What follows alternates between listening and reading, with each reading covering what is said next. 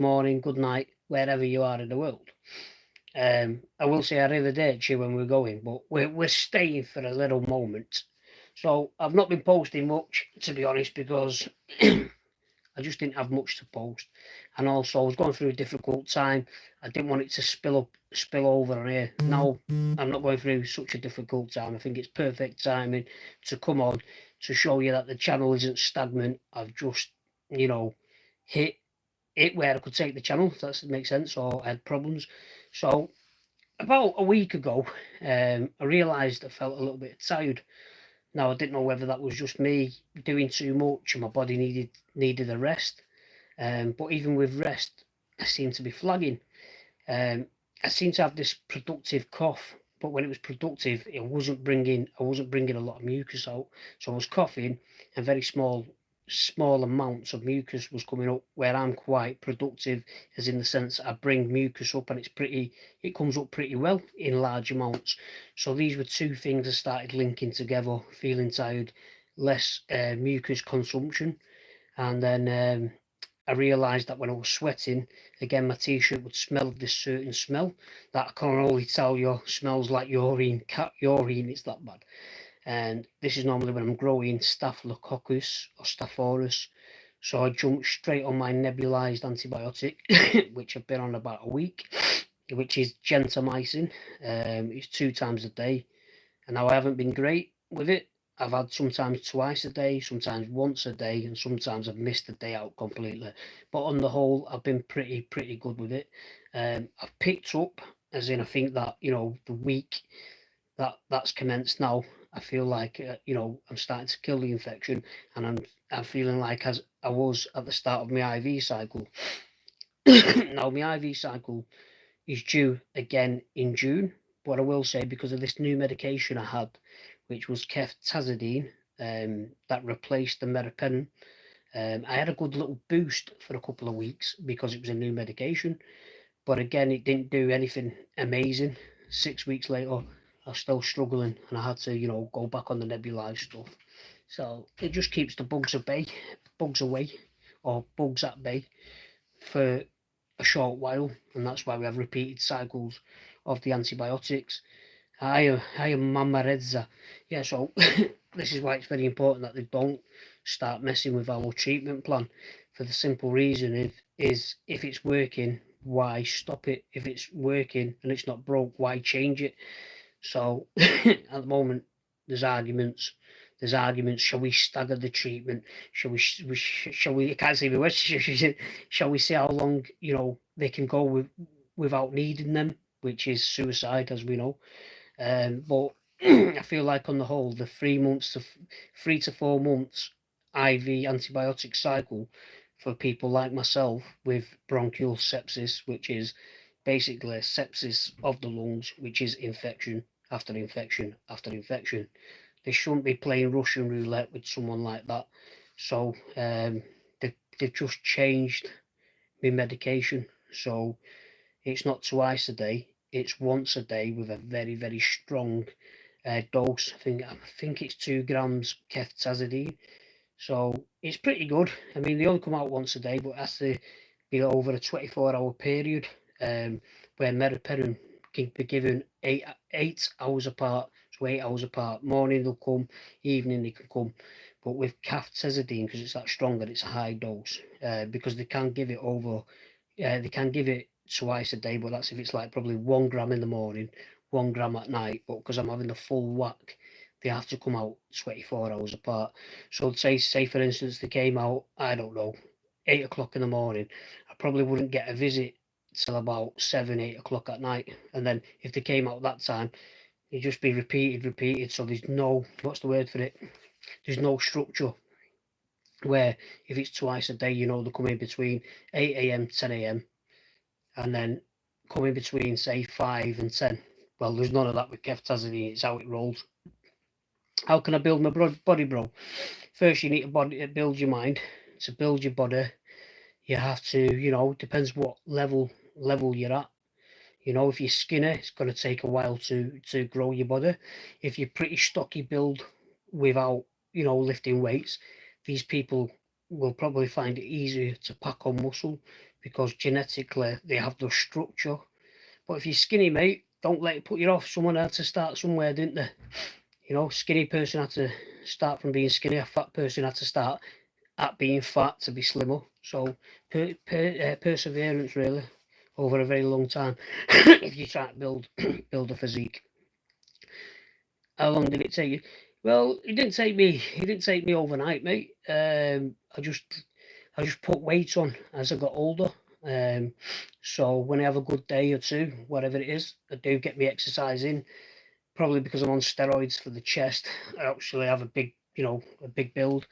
I'm on a steroid called Anavar, which is a very low grade steroid.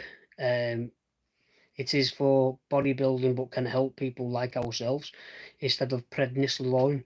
But it can actually help retain some kind of muscle because people like us, or people with disease such as anything that's long-term disease, it's going to impact their muscle loss.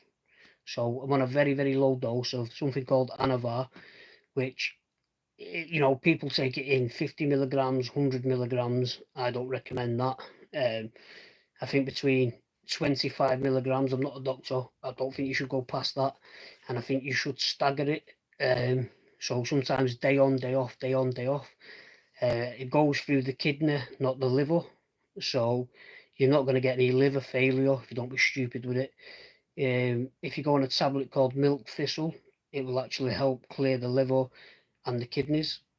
So it'll give you overall, better health if you struggle with your chest. So that's what I will say. If anyone wants to Google it, Anavar Anadrol. It is a steroid for bodybuilding, but it can also be used medically. Why they don't use it, I don't know. It doesn't have massive interactions with medication, doesn't interact with any of my IV therapy, doesn't interact with any of my sleeping tablets such as amitriptyline and things like that. But the way I'm doing it is I'm cycling it for a longer amount of time because I'm not having it every day and I'm having a very, very low dose. So that's all I'll say. I'll tell you the truth. What's happening? I won't say I feel great after it, but I will say it's made me feel a little bit better. It's energized me a bit, and I know about the risks. I know about the risk to the heart. You can build tar. Tar can build on the heart. The heart can get bigger. But we're all going to die one day. And if we're taking prescribed medications, that also comes with a shitload of side effects. I need arms from 11 to 13 inches in a year. Yeah, just see how you go, mate. End of the day, it's not always about size. The females will tell you it's about motion in the ocean. But yeah, sometimes your arms don't have to be necessarily big, as long as they look defined. You've got a good shape to them. They can actually look bigger than someone who's got, say, for instance, you've got 16, 17-inch biceps, and this person who's carrying a lot of fat or genetically isn't got a bicep, let's say a bicep peak. These 17-inch arms that are defined and got genetic peaks on them can look bigger than 21-inch biceps. So don't focus on size. Focus on health, mind, and most of all, your exercise is to be more as a meditation. Yeah, don't get sidetracked by people on Instagram and all this. Oh, you do this and you do this and you get a body like this. They lie. They don't tell you what sacrifice you need to do. They don't tell you what drugs they're on, and they lie about most things. I seen a post just yesterday on Instagram that a guy said he only does 2 sets of a muscle group and he looks like this. So what you get people who've never lifted a dumbbell, a kettlebell, a barbell, listen to fools like that, and then when they go to the gym and only do 2 sets, they look like a pretzel. But anyway, I'm going, guys, just on the whole. Chest is doing okay because I've jumped on the antibiotics. I'm hoping to get a good night's sleep tonight. Took my medications, and that's all I'm going to leave you on. So if anyone is, if that's brought anything to your attention, Anavar, Anavar steroid. It can be cycled between 6 to 12 weeks, depending on how you do it. If you're worried, get some blood work before, get some blood work during it, get some blood work after it. If your LFTs are raised and you've got kidney problems and overall you don't feel well, then you step off it. But I will say that Anavar needs to be introduced to bronchiectasis, to cystic fibrosis. I know it's used in muscle wasting diseases such as AIDS. Okay. And they brought amitriptyline, they brought, what's the name of it? I don't use it anymore. They brought azithromycin over from people who had HIV and AIDS to bronchiectasis and people who had lung diseases. So why are they not bringing Anavar over? Because if you look at anyone with a chest condition, they go one or two ways: extremely skinny because they can't eat, or extremely overweight. So what they need to do is the people that are majorly overweight, give them some kind of weight management, get them on some kind of diet, try and help them, point them to things like, is it Manjaro and things like that. And people like who are very, very skinny because they've had pneumonia after pneumonia after pneumonia, maybe put them on something. And especially if they're over the age of, say for instance, 30 years old and they're feeling depressed because they've got a chest infection, maybe put them on some testosterone. Maybe check the testosterone and things like that. But they don't do that. What do? They send you on with sertraline. What's the other name? Citalopram. They'll send you on with all sorts. Well, it's about time they started thinking about, other stuff. But yeah, I'm going to go, guys. I'm going to love you to leave you. Put something on YouTube. Forget about the world. Pray to the Almighty Jesus Christ. I'm signing out. Good night. God bless you. Anyone who's not subscribed, subscribe.